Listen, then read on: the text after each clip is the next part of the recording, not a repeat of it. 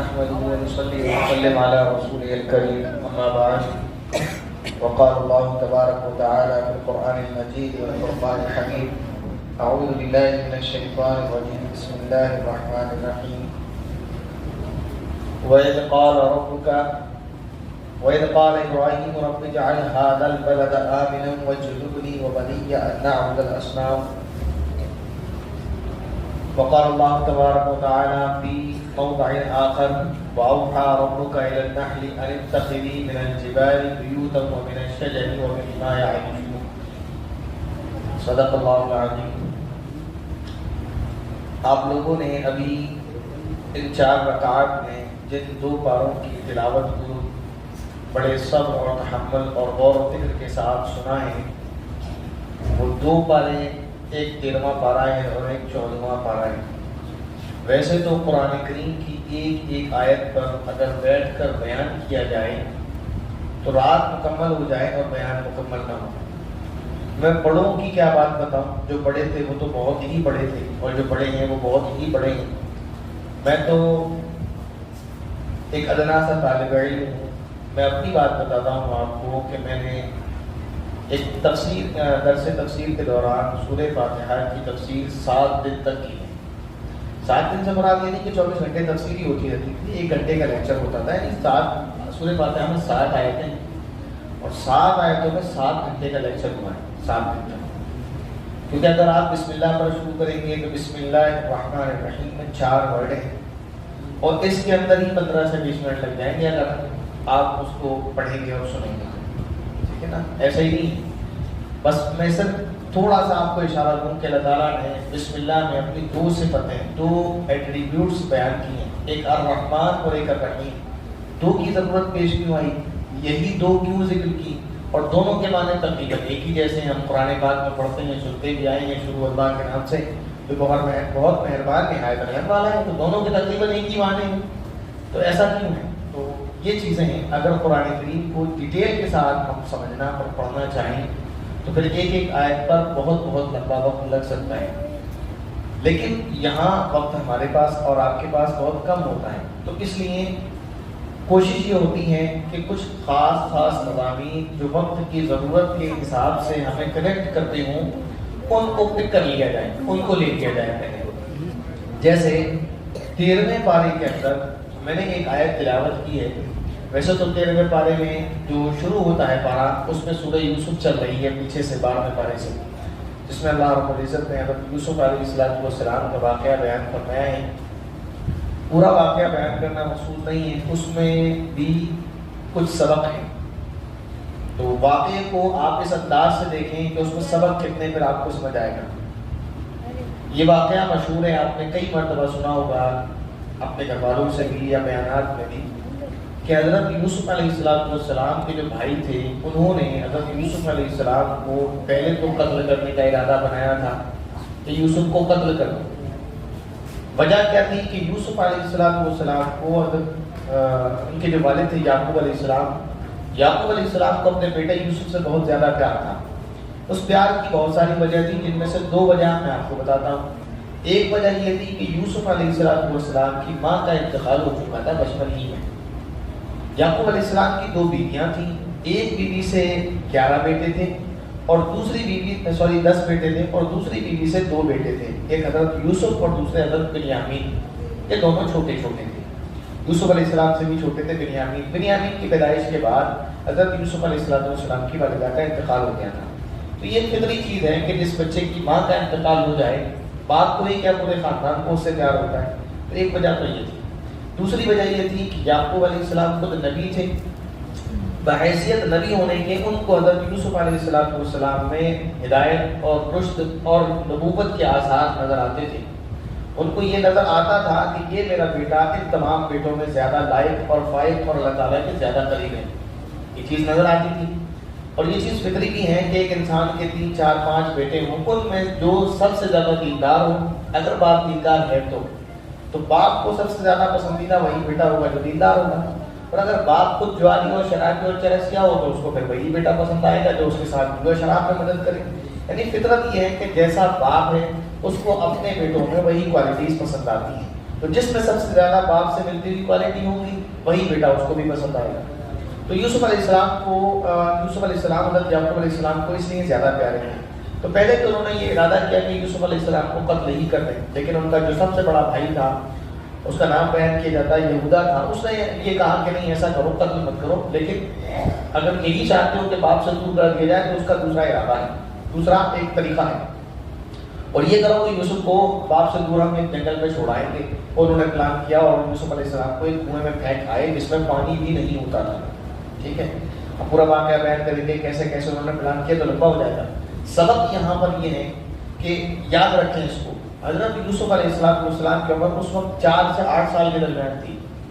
اس وقت ان کو ان کے بھائیوں نے ایک اندھیرے کنویں میں جنگل میں لے جا کر پھینک دیا. اب آپ سوچیں کہ اتنا بڑا بچہ ہو اور اس کو جنگل میں کسی کنویں میں لے جا کر پھینک دیا جائے تو آپ کو کیا لگتا ہے اس کا فیوچر کیا ہوگا؟ اسی کنویں میں بھوکا پیاسا مر جائے گا, یا اگر باہر نکلنے کی کوشش کرے گی اور نکل بھی جائے کسی طرح سے تو جانور مار دے گی. خلاصہ یہ ہے کہ مر جائے گا, اور اگر نہیں بھی مرا کسی انسان نے اس کو بچایا تو کیا ہوگا؟ نوکروں کی طرح غلاموں کی طرح زندگی گزارے گا, کچھ بنے گا اس کا نہیں. لیکن آگے اس میں سبق ہے, اس کو دیکھتے ہوئے چلے پھر سمجھ آئے گا. یوسف علیہ السلام کو پھر وہاں سے قافلے نے نکال لیا جو وہاں سے گزر رہا تھا, پانی کی تلاش میں اس نے کنویں میں ڈول ڈالا. یوسف علیہ السلام اوپر آئے تو اس نے نکال لیا, انہوں نے دیکھا فری کا غلام مل گیا اور انہوں نے مصر کے بازار میں لے جا کر بیچ دیا. اب یہ دیکھیں یہاں سمجھانا مقصد یہ ہے کہ جب اللہ تعالیٰ پلان کرتے ہیں تو سارے پلان فیل ہو جاتے ہیں. دیکھیں پلان کیسے چلا. اللہ تعالیٰ کو یوسف علیہ السلام اس وقت جو ان کا پرانا گھر تھا وہ مصر نہیں تھا, مصر میں نہیں رہتے تھے, مصر ان کے علاقے سے بہت دور تھا, وہ کنعان میں رہتے تھے, فلسطین کے یا غالباً فلسطین میں رہتے تھے. اس وقت صحیح نام مجھے یاد نہیں ہے, لیکن بہرحال مصر میں نہیں رہتے تھے, مصر سے بہت دور رہتے تھے. اور اللہ تعالیٰ کو انہیں مصر کا بادشاہ بنانا تھا. تو کیسے پلان کیا کہ بچپن میں ان کو کنویں میں ڈال دیا گیا. قافلہ میں وہ آیا جو مصر جا رہا تھا, اس نے ان کو نکالا اور مصر کے بازار میں بیچ دیا. مصر کے بازار میں بیچا بھی تو خریدنے والا کوئی اور نہیں تھا, وہ تھا جو مصر کا وزیر خزانہ تھا. ٹھیک ہے نا, اس نے خریدا. اس نے خریدنے کے بعد پالا پوسا اور رہے. اس بیچ میں کچھ اس کی جو بیوی تھی زلیخا, اس نے الزام بھی لگایا, مفتی صاحب نے بھی شاید پچھلے سبق میں بیان کیا تھا. تو وہاں سے اللہ تعالیٰ نے ان کو آزاد کیا, جیل میں رہے, پھر وہاں سے آزاد ہوئے. وہ سارا واقعہ آپ نے سنا ہوگا. لیکن اللہ تعالیٰ نے پھر کیا ہوا جب وہ جیل سے نکلے ہیں, آزاد ہوئے, اور بادشاہ کو یہ معلوم ہوا کہ ان پر الزام تھا, یہ بے گناہ تھے, اس نے ان کو نہ صرف اس کیس سے بری کیا, ان عورتوں کو جو اس نے مناسب سمجھا وہ ان کے ساتھ کیا. اور پھر حضرت یوسف علیہ السلام کو یہ کہا کہ آج سے یہ میرے خاص ہیں. قرآن پاک میں استخلصہ لنفسی, میں ان کو اپنے لیے خاص کر لیتا ہوں, یہ میرے اسپیشل آدمی ہیں. اور وہ ان سے مشورے مانگنے لگا کہ آپ بتائیں کیسے ہوگا. وہ بھی واقعہ آپ نے سنا ہوگا, اس نے خواب دیکھا تھا اور اس خواب کی تعبیر یہ تھی کہ قحط آئے گا اور پھر سوکھا پڑے گا. ٹھیک ہے نا, سنا ہوگا آپ نے. تو وہ یوسف علیہ السلام سے مشورے لینے لگا. پھر ہوا یہ کہ یوسف علیہ السلام کو بھی کہنے لگا کہ ایک کام کریں, اس کام کو سنبھالے گا کون؟ 7 سال تک قحط کو ابھی تو ٹھیک رہے گا, اور 7 سال بعد قحط پڑے گا. اس کو مینٹین کرنا ہر کسی کے بس کی بات نہیں ہے. آپ نہیں اس کو بتائیں, آپ ہی کر لیں. یوسف علیہ السلام نے کہا ٹھیک ہے میں کر لیتا ہوں, اس کی قابلیت بھی رکھتا ہوں, میں اہلیت بھی رکھتا ہوں. یوسف علیہ السلام نے وہ کام کر لیا. اس کے بعد کیا ہوا کہ پھر وہ بادشاہ مر گیا, اور آپ بادشاہ کے خاص تھے, سارا انتظام آپ ہی سنبھالتے تھے, بادشاہ کا صرف نام تھا. تو پھر لوگوں نے تمام اتفاق رائے سے آپ کو بادشاہ منتخب کر لیا اور آپ بادشاہ بن گئے. یہ پورے سبق کو میں نے شارٹ میں سمجھایا ہے. اب آپ پہلا پوائنٹ دیکھیں واقعے کا اور اینڈنگ پوائنٹ دیکھیں کہ کہیں سے یہ سمجھ آتا ہے کہ وہ بچہ جس کی عمر 4 سے 8 سال کے بیچ ہو, اس کو جنگل میں کنویں میں پھینک دیا جائے اور پھر وہ پورے مصر پر حکومت کرے گا. سمجھ آ رہی ہے بات؟ تو یہ اللہ تعالیٰ کا پلان تھا. تو جب اللہ تعالیٰ پلان کرتے ہیں, یہ اس واقعے میں بہت سارے سبق ہیں. جیسے اگر زلیخا کے واقعے کو بیان کریں تو اس میں سبق یہ ہے کہ ہمیں کسی لڑکی کو دیکھ کر بیٹھ نہیں جانا چاہیے. زلیخا نے تو بہت کوشش کی تھی, ہمارے ساتھ تو کوئی اتنی کوشش نہیں کرتا ہوگا. اور وہ تو پھر وزیر خزانہ تھی, اس نے اپنے پاور کے دم پر بھی بلیک میل کیا تھا. اس نے کہا تھا اگر تو نے میری بات نہیں مانی تو جیل میں ڈلوا دوں. انہوں نے کہا مجھے جیل منظور ہے, جیل میں ڈلوا دوں. تو کہنے کا مقصد ہے اگر اس کے اندر بہت سارے واقعات ہیں, بہت سارے سبق ہیں, لیکن آج اس سبق کو لیا ہے کہ ہماری زندگی میں کبھی کچھ ایسے موڑ آ جاتے ہیں کہ ہم گھبرا جاتے ہیں کہ بس اب ختم ہے, کیا زندگی ہے. کافی لوگوں کی زبان سے سن رکھا ہے, میں نے بھی سنا ہے, آپ نے بھی سنا ہوگا. بڑا افسوس ہوتا ہے, کیا زندگی ہے, اب تو اللہ موت دے دے, بس کیا زندگی کٹ رہی, کاٹ رہے ہیں. ٹھیک ہے کچھ ٹینشنیں ہوتی ہیں, پریشانی ہوتی ہیں, لیکن وہ اس طرح کے خیالات اپنے دل میں لانا اور مایوس ہو جانا اللہ کی نعمت سے یہ اچھی بات نہیں ہے. آپ نے جو پلان کیا اسے بھول جائیں. اللہ تعالیٰ نے کچھ اور ہی آپ کے لیے پلان کیا ہوا ہے. اگر آپ اس پر صبر کر لیں اور اللہ تعالیٰ سے دعا کرتے ہیں تو رزلٹ بہتر ہوگا. لیکن اللہ تعالیٰ آپ کے لیے کچھ اور چاہتے ہیں, آپ کچھ اور چاہتے ہیں, اور ہوتا وہی ہے جو اللہ چاہتے ہیں. تو اس لیے جو یوسف علیہ السلام نے کیا, صبر کیا, شکر کیا اور دعا. کہیں بھی پوری صورت پڑھ لیں, تفاصیر پڑھ لیں یوسف علیہ السلام کا اور کہ ان کا جو واقعہ ہے, احادیث کو پڑھ لیں, سن لیں, کہیں نہیں ملے گا کہ یوسف علیہ السلام نے یہ کہا ہو کہ اللہ نے میرے ساتھ کیا کیا, میں تو چھوٹا سا بچہ تھا, مجھے کنویں میں ڈلوا دیا, پھر میں ٹھوکریں کھاتا رہا, آزاد گھر میں پیدا ہوا, غلام بن گیا, پھر مجھے بیچ دیا گیا, پھر میں ایک گھر میں پرورش بھی پائی تو اسی عورت نے میرے اوپر ایسا الزام لگا دیا, اور پھر مجھے جیل میں جانا پڑا, بے گناہ جیل کاٹی میں نے 7 سال, اور پھر اس سے بھی زیادہ. یہ کبھی شکایت نہیں کی.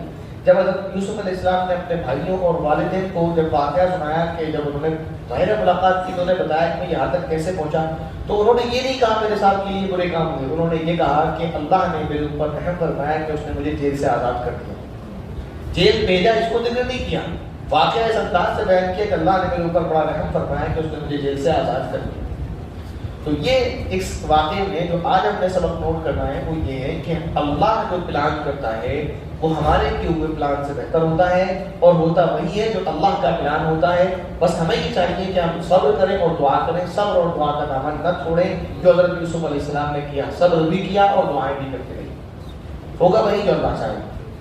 یہ سورہ یوسف کا شارٹ میں خلاصہ سمجھ لیں, آپ سمری سمجھ لیں. جو آیت میں نے پڑھی تھی وہ سورہ ابراہیم کی آیت ہے. اس آیت کے اندر ابراہیم علیہ السلام, اس رکوع کے اندر ابراہیم علیہ السلام کی چند دعائیں ہیں. اس میں سے جو میں نے پہلی آیت پڑھی تھی وہ دعا یہ ہے, وَإِذْ قَالَ إِبْرَاهِيمُ رَبِّ اجْعَلْ هَٰذَا الْبَلَدَ آمِنًا.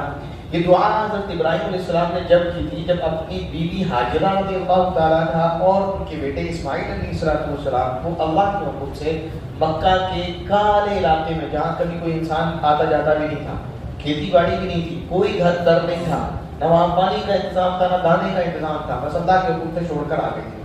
اب واقعے کو بیان کریں گے پھر وقت لمبا ہو جائے گا, وہاں مراد نہیں. وہاں انہوں نے اپنے بچے کو اور بیوی کو چھوڑ کر یہ دعا کی تھی, یا اللہ اس شہر کو امن والا شہر بنا دے. اور آگے دعا ہے پوری کہ اس میں طرح طرح کے لیے کھانے پینے کا انتظام کرتے. ظاہر ہے والد بھی تھے اور نبی بھی تھے, دعا تو کرتے ہیں جنہوں نے دعا کی. لیکن اس سے پہلے جو پہلا جملہ ہے اس میں وہ یہ ہے, وَجْنُبْنِي وَبَنِيَّ أَنْ نَعْبُدَ الْأَصْنَامَ, کہ مجھے بچا اور میرے بیٹے کو بچا اس بات سے کہ ہم بتوں کی عبادت کرنے والے بن جائیں. کون دعا کر رہا ہے؟ ابراہیم علیہ السلام, جن کو جد الانبیاء کہا جاتا ہے, جن کی نسل میں لگاتار نبی ہیں ایک کے بعد ایک. ان کے بیٹے اسماعیل علیہ السلام نبی, یعقوب اسماعیل علیہ السلام کے دوسرے بھائی اسحاق وہ نبی, پھر اسحاق علیہ السلام کے بیٹے یعقوب علیہ السلام وہ نبی, ان کے بیٹے یوسف علیہ السلام وہ نبی, اور ان کی پشت میں لگاتار حضرت عیسیٰ علیہ السلام تک نبی چلے آئے ہیں. حضرت داؤد علیہ السلام, سلیمان علیہ السلام اور موسیٰ علیہ السلام, عیسیٰ علیہ السلام, ہارون علیہ السلام, جتنے بھی انبیاء ہیں, زکریا علیہ السلام, یحییٰ علیہ السلام, سارے کے سارے ابراہیم علیہ السلام کی اولاد میں سے. اور وہ دعا کر رہے ہیں کہ مجھے اس بات سے بچا کہ میں بتوں کی عبادت کروں. تو وہ ابراہیم علیہ السلام وہ دعا کر رہے ہیں کہ اے میرے رب مجھ کو بچا اس بات سے کہ میں بتوں کی عبادت کرنے والا نہ بن جاؤں, مجھے بچا اس بات, میرے بیٹے کو بچا اس بات سے کہ یہ بتوں کی عبادت کرنے والا نہ بن جائے. حال یہ ہے کہ بات میں نے پہلے کی, اس سے پہلے کہی تھی وہی بات میں پھر ریپیٹ کر رہا ہوں, نہ ہم نے بڑے افسوس کی بات ہے. دعا کرتے نہیں, ہم یہ سمجھتے ہیں کہ ہم مسلمان گھر میں پیدا ہو گئے, بس ہم مسلمان ہیں, ہمیں کیا ضرورت ہے دعا کرتے ہیں. ابراہیم علیہ السلام دعا کر رہے ہیں کہ مجھے اس بات سے بچا کہ میں بتوں کو پوجنے والا بن جاؤں, اور ہم اس بھروسے بیٹھے ہیں کہ ہم مسلمان گھر میں پیدا ہوتے ہیں مسلمان. ابراہیم علیہ السلام دعا کر رہے ہیں اپنے بیٹے کے لیے, اسماعیل علیہ السلام کے لیے, کہ اس کو بچا اس بات سے کہ یہ بتوں کی عبادت کرنے والا بنا بن جائے. اور ہمارے والدین میں سے پوچھو کتنے اس بات کے لیے فکر مند ہیں کہ وہ اپنی اولاد کے لیے ہاتھ اٹھا کر دعا کرتے ہیں. والدین شکایت کرنے والے تو مل جائیں گے, بیٹا شرابی نکل گیا, بیٹا جواری نکل گیا, کم وقت کام پہ نہیں جاتا, میری ایک بات نہیں سنتا, پڑا پڑا سوتا رہتا ہے. لیکن اسی بات سے پوچھو جناب والا, آپ یہ بتائیں آپ نے اپنے بیٹے کے لیے کتنی مرتبہ راتوں کو اٹھ کر دعا کی کہ اے اللہ اس کی شراب چھڑا دے, اے اللہ اس کی کاہلی اور سستی کو دور کر دے, اے اللہ اس کے سونے کی بیماری کو دور کر دے, اے اللہ اس کو کام کا بندہ بنا دے. یہ دعا کی ہے نہیں کرتے, صبح تانے, شام کو تانے, دن بھر تانے, گالیاں. آپ الگ بیٹ ہے, الگ بیٹ ہے, وہ آپ کی نہیں سنتا, آپ اس کی نہیں سنتا. لوگ پوچھتے ہیں شراب چھڑانے کا وظیفہ بتا دیں, ہمارے والد شراب پینے لگے ہیں, بھائی شراب پیتا ہے, شوہر شراب پیتا ہے. سب سے بہتر وظیفہ بتاتا ہوں میں, آپ دعا کریں سچے دل سے, نہ چھوٹے تو کہیے گا, لیکن شرط یہ ہے کہ سچے دل سے دعا کریں. اور دعا کی برکت کیا ہوتی ہے میں آپ کو بتاؤں. امام بخاری رحمۃ اللہ علیہ نام سنا ہوگا آپ نے، تقریباً 6 لاکھ احادیث کے حافظ تھے. 6 لاکھ احادیث سمجھ رہے ہیں، ان کو یاد تھی. اور صرف یہی نہیں کہ حدیثیں یاد تھیں، حدیثوں کو بیان کرنے والے جو لوگ ہیں، یعنی اللہ کے نبی سے اب تک امام بخاری تک جتنے لوگ بیچ میں آتے ہیں کہ امام بخاری نے اپنے استاد سے سنی، انہوں نے ان کے استاد نے جنہوں نے بیان کی ان کا نام کیا تھا، ان کو جس نے بیان کی ان کا نام کیا تھا، ان کو جس نے بیان کی ان کا نام کیا تھا. نہ صرف نام، جس نے ان کو حدیث بیان کی یعنی ان کے استاد نے، وہ کہاں پیدا ہوئے، کہاں پڑھے، انہوں نے کتنوں کو پڑھایا، کتنوں سے وہ پڑھے، کس کے شہر میں جا کر پڑھے، پھر ان کے استاد کب پیدا ہوئے، کب ان کا انتقال ہوا، وہ کہاں پڑھے، انہوں نے کتنوں کو پڑھایا، کتنوں سے پڑھے، کہاں کہاں جا کر پڑھے. یہ سلسلہ نبی پاک صلی اللہ علیہ وسلم تک جو پہنچتا ہے سارا کا سارا ان کو یاد تھا. ایسے 6 لاکھ احادیث ان کو یاد تھی. ہمیں اور آپ کو، میں اپنی کہوں کسی کی کیا کہوں، مجھے ایک حدیث سند کے ساتھ یاد نہیں، اس کو سند کہتے ہیں، نہیں پورا واقعہ یاد کریں تو یاد ہو جائے گی، جب اس وقت پڑھ رہے تھے اس وقت یاد. لیکن اس کی خاص ضرورت بھی نہیں ہے، کیونکہ امام بخاری رحمۃ اللہ علیہ اور ان کے بعد بہت سارے محدثین ایسے پیدا ہوئے کہ انہوں نے کتابیں لکھ ڈالی، تو ہمیں سند یاد کرنے کی ضرورت نہیں پڑتی. حدیث یاد کر لیتے ہیں، اللہ کے نبی صلی اللہ علیہ وسلم کا جو فرمان ہے وہ یاد کر لیتے ہیں، کافی ہے. ٹھیک ہے نا. باقی چیزیں اگر ہمیں یہ دیکھنا ہو کہ اس حدیث کو کس نے بیان کیا، ان کے حالات کیسے تھے، وہ کتابوں میں ہمیں مل جاتا ہے، تو ہمیں یاد کرنے کی ضرورت نہیں پڑتی ہے. تو کتنا بڑا احسان ہے ہمارے اوپر ان محدثین کرام کا کہ انہوں نے ہمیں بچا لیا اتنی محنت سے. یعنی وہ سمجھے انہوں نے ہمیں پکا پکایا لا کر پیش کر دیا، اگر ہم اب بھی نہ کھائیں تو ہم سے بڑا بدبخت کوئی نہیں. پھر ہم کہیں گے بھوک لگ رہی ہے. ایک آدمی کو یہ کہے کہ بھائی مجھے کچھ نہیں آتا، مجھے پتا نہیں ہے، تو بھائی آپ کے سامنے کتابیں آ گئی، اردو میں آ گئی، آپ کہتے ہیں عربی نہیں آتی، اردو میں آ گئی، آپ کہیں اردو نہیں آتی، ہندی میں آ گئی، آپ کہیں ہندی میری ٹوٹی پھوٹی ہے، انگلش میں آ گئی. ہر زبان میں آپ کو تفسیر کی کتاب، حدیث کی کتاب مل جائے گی. پھر بھی اگر ہم اور آپ نہ پڑھیں تو اس کے ذمہ دار ہم ہی تو ہیں. ان کا واقعہ ہے بچپن میں جب ان کی عمر 6 سال تھی، ان کی آنکھوں کی روشنی کمپلیٹ ختم ہو چکی، نابینا ہو گئے تو ان کو کچھ دکھتا نہیں. ان کی والدہ نے رو رو کر اللہ سے دعا کی، اور یہ دعا کی کہ اے اللہ، امام بخاری جو تھے ان کا نام تھا محمد، کہ اللہ محمد کی آنکھیں لوٹا. اور یہ دعا روز کرتی تھی، روز کرتی تھی. ایک رات ان کے خواب میں حضرت ابراہیم علیہ السلام آتے ہیں اور کہتے ہیں کہ تیرے بیٹے کی آنکھیں اللہ تعالیٰ نے لوٹا دی. صبح آنکھ کھلتی ہیں، دیکھتی ہیں تو بیٹے کو اٹھاتی ہیں، دیکھتی ہیں تو بیٹے کی آنکھیں صحیح سالم. وہی بیٹا آگے چل کر امام بخاری بنتا ہے. تو ایسی بہت ساری مثالیں. ہم دعا مانگنا نہیں جانتے، ہمیں دعائیں مانگنا نہیں آتی، پھر ہم کہتے ہیں ملتا نہیں. دعا مانگے آپ سچے دل سے، ملے گا کیسے؟ اللہ تعالیٰ تو خود فرماتے ہیں جگہ جگہ، وقال ربکم ادعونی استجب لکم، کہ میرے بندوں سے کہا کہہ دو کہ مجھ کو پکارا کریں، مجھ سے دعا کیا کریں، میں ان کی دعا کو قبول کروں. نہ صرف یہ کہ یہی کہتے ہیں کہ مجھ سے مانگو میں تمہیں دوں گا. ہم میں سے کون ایسا ہے جو یہ کہتا ہوں ہاں بھائی آج میں نے لنگر میں کھول رکھا ہے، آؤ مجھ سے مانگو میں دوں گا؟ کوئی بھی نہیں. اور اگر کوئی مطلب کوئی چیز تقسیم بھی کرتا ہے اپنے گیٹ پہ کھڑے ہو گیا کسی محلے میں آ کے، اس سے کتنا ہی کہتا ہے بھائی آج کھانا پینا بٹ رہا ہے، شربت بٹ رہا ہے، رمضان پیکٹ بٹ رہے ہیں، کمبل بٹ رہے ہیں، لحاظ بٹ رہے ہیں، آپ لوگ آ کر لے لیں. تو اتنا ہی تو کہتا ہے. اس سے زیادہ یہ تو نہیں کہتا کہ جس نے کمبل نہیں لیا اس کو ماروں گا، یہ تو نہیں کہتا نا. یہ تو نہیں کہتا کہ جس نے کھانے کا پیکٹ نہیں لیا اس کو ماروں گا. وہ تو خود یہی سوچ رہا ہوتا ہے دل میں، ایک مذاق کے طور پر کہہ رہا ہوں کہ جتنے کم لوگ آئیں اتنا فائدہ ہے. یہ مذاق کے طور پر کہہ رہا ہوں میں، ورنہ ایسا نہیں جو بانٹتا ہے اللہ کے راہ میں وہ خرچ کرتا ہے. لیکن اللہ تعالیٰ یہ فرماتے ہیں ان الذین یستکبرون عن عبادتی سیدخلون جہنم داخلین. اسی آیت کے بعد کہ میرے بندوں سے کیا کہہ دوں کہ مجھ سے دعا کیا کریں. ٹھیک ہے نا. اپنے رب سے، تم اپنے رب کو پکارو، مجھ سے دعا کیا کرو، میں تمہاری دعا کو قبول کروں گا. پھر کہا کہ جو تکبر کرے گا میری عبادت سے اس کو کیا کروں گا؟ قریب جہنم میں داخل کروں. اور ایک دعا ہے جو آپ نے سنی ہوگی، آقا صاحب میں ڈیلی پڑھی جاتی ہے، چھٹیاں چل رہی، اس میں ایک کلمہ ہے، پہلے والا تو یاد نہیں، آخری مصرع یاد ہے، وہ یہ کہ جو نہ مانگے اس سے تو بیزار ہے. یعنی جو تجھ سے نہ مانگے تو اس سے کیا ہو جاتا ہے؟ بیزار ہو جاتا ہے، اس کو اس کے حال پر چھوڑ دیتا ہے، اس سے ناراض ہو جاتا ہے. آپ کبھی سنے وہ اے خدا پاک رحمان الرحیم، آقا صاحب میں بچے پڑھتے ہیں نا، اس کو پورا سنیے گا، بہت اچھی دعا ہے. تو اللہ تعالیٰ ان لوگوں سے ناراض ہوتے ہیں جو نہ مانگے، اور ان سے خوش ہوتے ہیں جو مانگے. تو ابراہیم علیہ السلام نے دعا بھی کون سی مانگی کہ اے میرے رب مجھے اور میرے بیٹے کو اس بات سے بچا کہ ہم بت پرست نہ بن جائیں. کیا ہمیں نہیں چاہیے کہ ہم ہر نماز میں دعا کیا کریں کہ اے اللہ ہمیں بچا اس بات سے کہ ہماری موت کفر پر آئے. ایک واقعہ میں اس پر سناؤں. کعبے کا ایک مؤذن تھی کسی زمانے میں، کعبۃ اللہ کی. وہ بہت رو رو کر دعائیں کر رہے تھے کہ اللہ میرا خاتمہ ایمان پر فرما. کسی نے ان کی دعا سن لی اور وہ بڑے پریشان ہوئے کہ بھائی تم کعبے کی خدمت کرتے ہو، کعبۃ اللہ کی، اور تم دعا کیا مانگ رہے ہو کہ میرا خاتمہ ایمان پر فرما. اتنے پریشان ہو. کوئی اور دعا مانگی ہوتی، سمجھ آتا ہے پیسہ، دولت، شہرت، علم، کچھ اور دنیاوی آخرت کا جنت مانگی ہوتی، جہنم سے پناہ مانگی ہوتی، وہ سمجھ آتا ہے. دعا یہ کر رہے ہو کہ میرا خاتمہ کس پر فرما؟ ایمان پر فرما. تو انہوں نے بیان کیا کہ میرے دو بھائی تھے جو مجھ سے پہلے یہی کعبۃ اللہ میں خدمت کیا کرتے تھے، لیکن پہلا بھائی وہ بھی کفر پر مرا، دوسرا مرا وہ بھی کفر پر مرا. سمجھا نہیں مرا. اب وہ کفر پر مرا کیوں تھا؟ وہ ان کی کچھ عمل تھے جن کی نحوست انہیں لے ڈوبی. دین کی کتنی خدمت کر رہے تھے، وہ کعبۃ اللہ میں خدمت انجام دے رہے تھے، لیکن ایک گناہ ان کا ایسا بھاری پڑا جس کی وجہ سے ان کی موت کس پر ہوئی؟ کفر پر ہوئی. اور ہم کون سے دین کے کام کر رہے ہیں؟ ہم اپنے آپ کو دیکھیں اور دن رات ہم گناہ کر رہے ہیں. تو کیا ہمیں نہیں ڈرنا چاہیے اس بات سے کہ کہیں ہماری موت کفر پر نہ آ جائے؟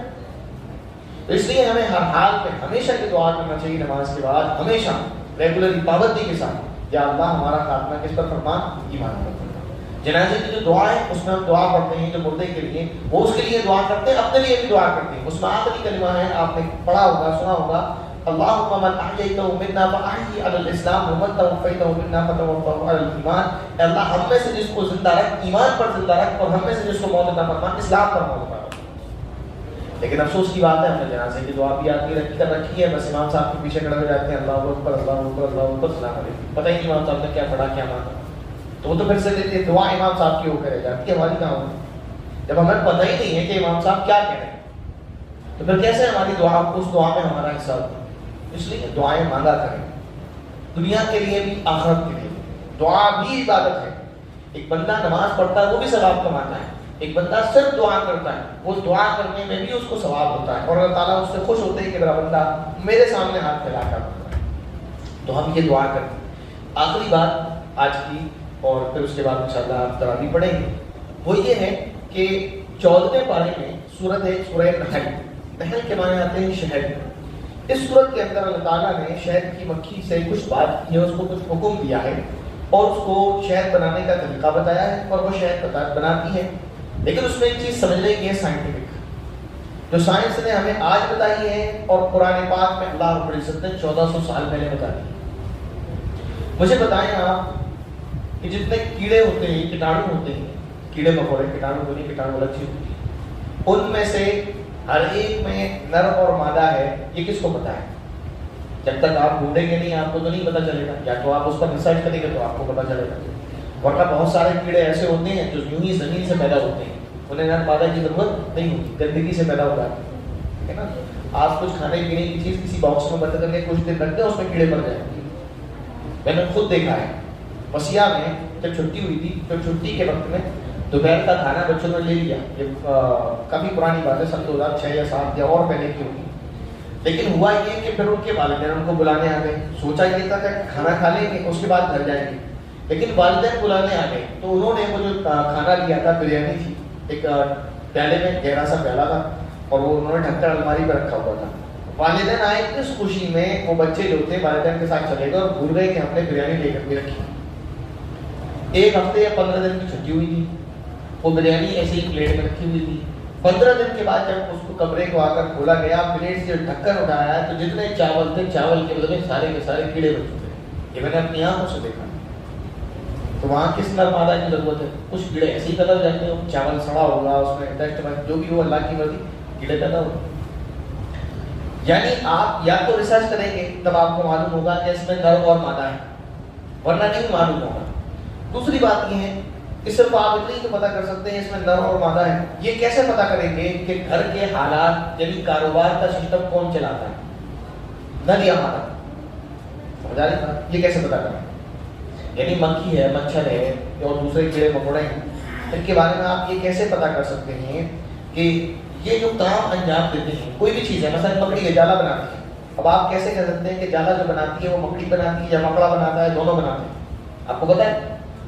یا تو کوئی ریسرچ پڑھیں گے اور آپ مان لیں گے، کسی نے ریسرچ کی ہوگی تو بتائے گا. ورنہ یہ ایک حیران کن بات ہے اگر کوئی آپ کو بتا دے کہ جالا صرف مکڑی بناتی ہے، یا جالا صرف مکڑا بناتا ہے، یا جالا دونوں ہی بناتے ہیں، ہے نا. اب اس کو سمجھیں. میں ایک سائنٹیفک چیز قرآن پاک سے بتانے لگا ہوں. جس سے ویسے تو ہمارے لیے کافی ہے، ہم مانتے ہیں قرآن کریم اللہ رب العزت کا کلام ہے، ہمیں کسی سائنٹیفک ثبوت کی ضرورت نہیں ہے، لیکن یہ سائنٹیفک ثبوت قرآن کریم کو ثابت کرنے کے لیے نہیں ہے، بلکہ صرف اس لیے کہ قرآن پاک میں اللہ رب العزت نے یہ ارشاد فرمایا سنریہم آیاتنا فی الآفاق وفی انفسہم، کہ قریب ہم تمہیں اس کائنات میں اور تمہارے ہی اندر نئی نئی نشانیاں دکھاتے رہیں گے۔ تو ایک نشانی اللہ نے اور دکھا دی ہمیں اب چند سالوں میں، قرآن پاک نے تو پہلے بیان کر دیا تھا تو ہم ایمان رکھتے تھے کہ ایسا ہی ہوتا ہے۔ وہ کیا؟ قرآن کریم نے یہ بیان کیا کہ شہد کا جو کاروبار ہے پورا جو نظام ہے، وہ شہد جو بناتی ہے وہ مکھی بناتی ہے، مکھا نہیں بناتا۔ سمجھ آ گئی؟ جو قرآن پاک نے بیان کیا، اور سائنسدان اب ہمیں آ کر بتا رہے ہیں کہ مکھی کا جو ہسبینڈ ہوتا ہے مکھا، وہ کچھ کام نہیں کرتا، پڑا رہتا، پڑا کھاتا رہتا، ہوتا رہتا ہے۔ جو شہد بنانے کا کاروبار ہے، چھتا بنانے کا پورا سسٹم جو نظام ہے، یہ کون کرتا ہے؟ مدھو مکھی کا۔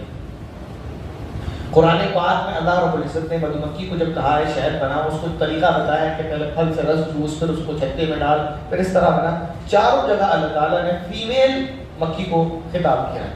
وَأَوْحَىٰ رَبُّكَ إِلَى النَّحْلِ أَنِ اتَّخِذِي، یہ فیمیل کا صیغہ ہے، جو عربی جانتے انہیں پتہ ہے۔ ثم کلی فسلکی، یہ سارے کے سارے جو صیغے ہیں یعنی خطاب ہے، یہ فیمیل کو خطاب ہے۔ اللہ تعالیٰ مدھو مکھی میں فیمیل کو کہتے ہیں۔ چار جگہ اللہ تعالیٰ نے شہد کی مکھی سے بات کی ہے اور چاروں جگہ فیمیل سے بات کی، ایک جگہ نہیں، دو جگہ نہیں، یعنی چار جگہ ہیں، چار میں سے کہیں ایک جگہ اللہ تعالیٰ نے فیمیل میل مکھی سے بات کر لی ہوتی نہیں، چاروں جگہ فیمیل مکھی سے بات کی ہے۔ اور یہ بیان بتایا ہے کہ شہد کا پورا جو نظام چلاتا ہے، وہ شہد کا جو پورا نظام چلتا ہے مدھو مکھیوں کے اندر، وہ مدھو مکھی چلاتی ہے، مکھا نہیں چلاتا۔ تو اسی طرح قرآن پاک میں ایسی بہت ساری چیزیں ہیں جو اللہ تعالیٰ نے بیان کی ہیں، لیکن ہمیں ابھی سمجھ نہیں آتی۔ جب ہم دیکھ لیتے ہیں تب ہم مان لیتے ہیں، لیکن دیکھنے کے بعد مانا تو اسے ماننا نہیں کہا جائے۔ مثال کے طور پر میں آپ کو کوئی بات بتا دوں کہ ایسی ایسی بات ہے، اب اگر آپ نے میری بات مان لی تو مجھے خوشی ہوگی کہ آپ نے میری بات کو ویلیو دی اور آپ نے مجھے مانا، اور پھر آپ میری بات کو اس وقت تو نہ مانیں، یا تو شک کریں یا کہہ دیں پتہ نہیں سچ بولا نہیں بولا، کیا ہوتا ہے جھوٹ بولا، بعد میں آپ کو وہی بات پتہ چل جائے، پھر آپ زور زور سے کہیں مفتی صاحب صحیح کہہ رہے تھے، مفتی صاحب زندہ باد، اب کیا کا زندہ باد؟ مفتی صاحب کی تو آپ نے دو پیسے کی ویلیو نہیں رکھی، آپ نے تو دیکھ کے مانا، تو دیکھ کے مانا پھر مفتی صاحب زندہ باد تھوڑی، پھر تو آپ نے تو دیکھ کے، مفتی صاحب کی تو آپ نے تب رکھی ہوگی جب آپ نے مفتی صاحب نے کہا اور آپ نے مان لیا۔ تو ہم تو قرآن کو ایسے ہی مانتے ہیں بنا کسی ثبوت کے، بنا کسی دلیل کے، کیونکہ ہم جانتے ہیں کہ یہ قرآن کریم کس کا کلام ہے؟ اللہ کا کلام ہے۔ اس وقت آپ کوئی اگر پڑھنا چاہے یا کوئی بات کرنا چاہے تو عقلی، نقلی، سائنٹیفک بہت ساری دلیلیں ہیں اس بات کی کہ یہ قرآن کریم محض اللہ رب العزت ہی کا کلام ہے، کسی اور کا کلام نہیں ہو سکتا۔ تو بہرحال یہ کہ شروع میں نے بات کہی تھی، ایک یہ کہ پلان اللہ کا ہوتا ہے، ہمیں صبر اور دعا کرنا چاہیے۔ نمبر دو، اپنے لیے اس بات کی بہت شدت کے ساتھ دعا کرنا چاہیے کہ اللہ تعالیٰ ہمارا خاتمہ کس پر فرمائے؟ ایمان پر فرمائے۔ اللہ تعالیٰ سے دعا ہے کہ اللہ تعالیٰ ہم تمام کا خاتمہ ایمان پر فرمائیں، اور جب تک ہمیں زندہ رکھے اسلام پر قائم کریں۔